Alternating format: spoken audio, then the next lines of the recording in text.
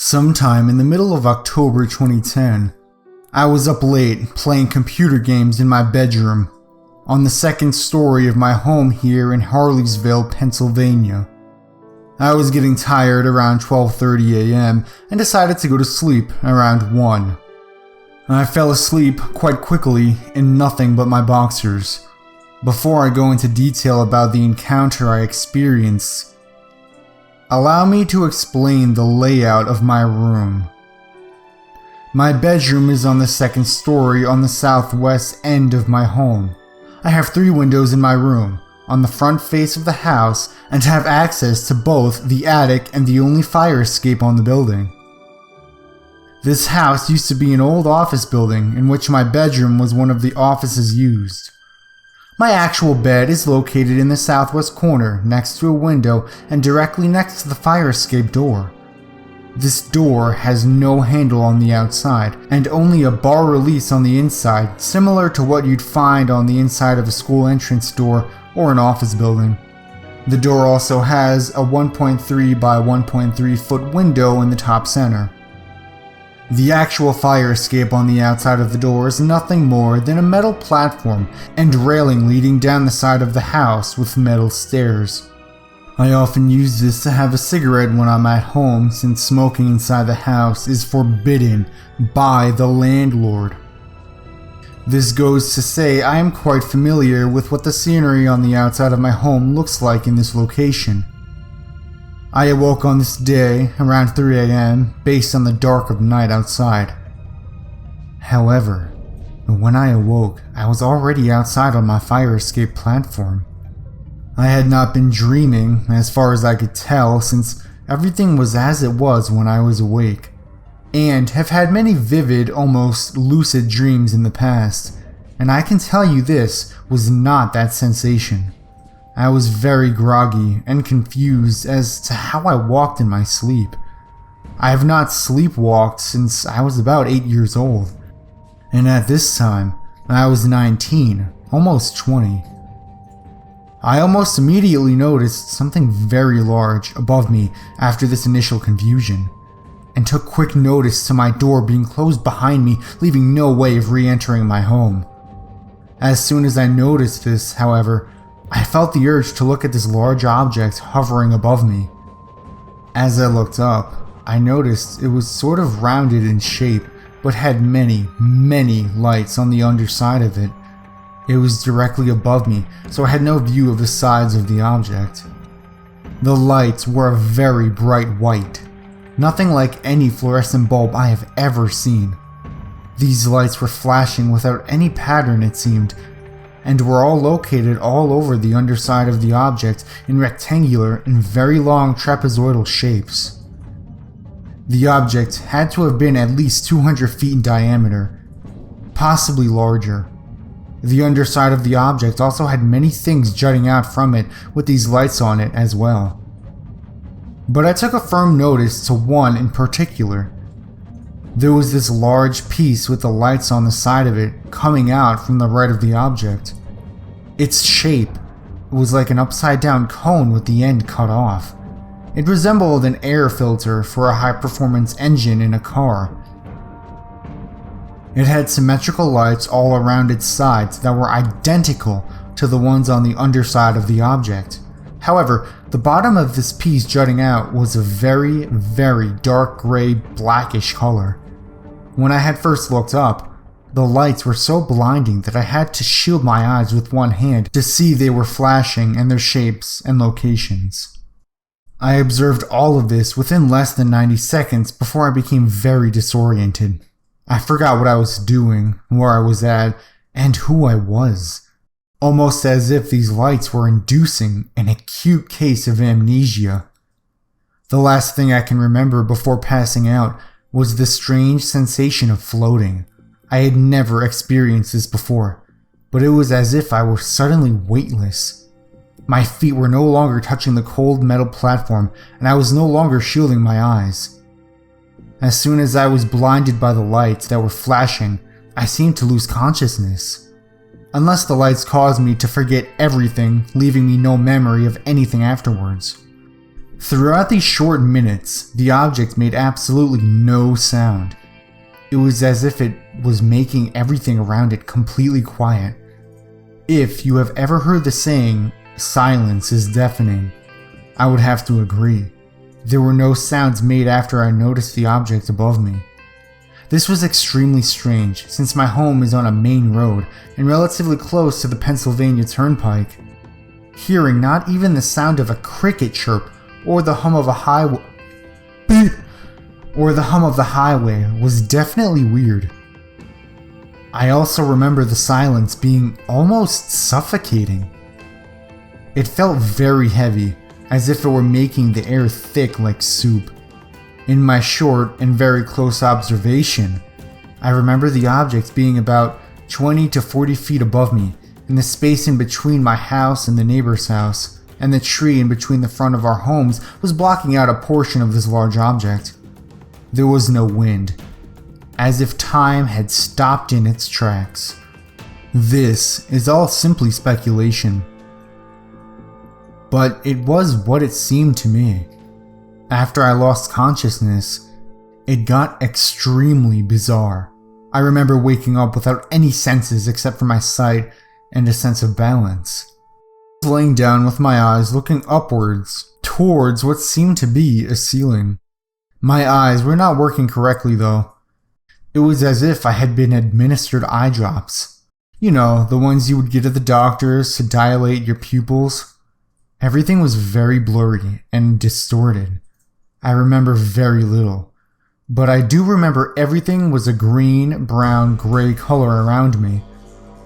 I also remember seeing strange objects above me that appeared to be tools or examination equipment above me, none of which seemed to be created by humans.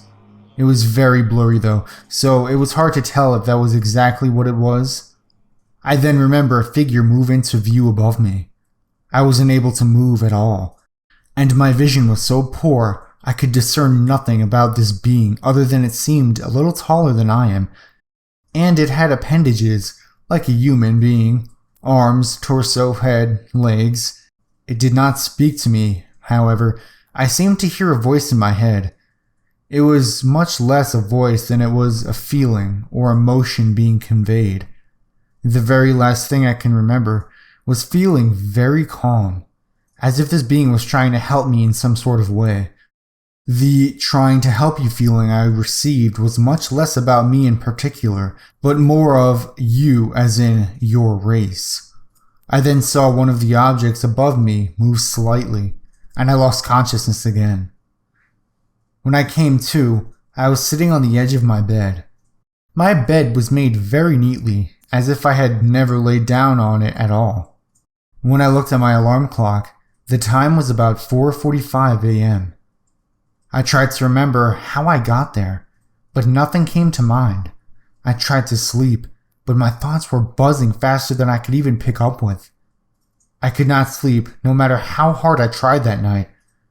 The only thing I kept asking myself was, why wasn't I scared or afraid throughout this entire experience? Number 2. This happened around 4 to 6 in the morning. I was in a lucid dream. I usually astral travel during my sleep.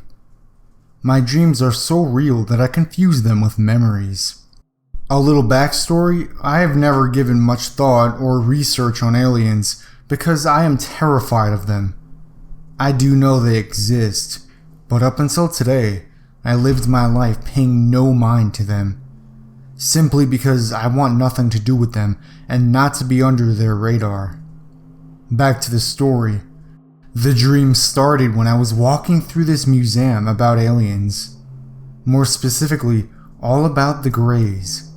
After leaving the main room, we ended up being inside this room. I was strapped on a hospital bed.